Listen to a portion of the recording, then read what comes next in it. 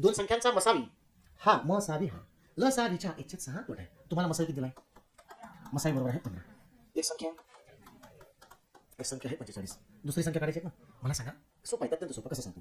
मसावी हा फोडू त्याला, जमलं तर ठीक, नाही तर मेहनत करू अजून. मसावी जो की 15 हा लसावीच्या 1/6 आहेत. लसावीच्या 106 आहेत, तर लसावी हा 6 पट नसेल का? 15 गुणिले 6 बरोबर 90. हे कळलं का? हो लागू नका, तुम्हाला अर्थ लागला असेल तर हो म्हणा.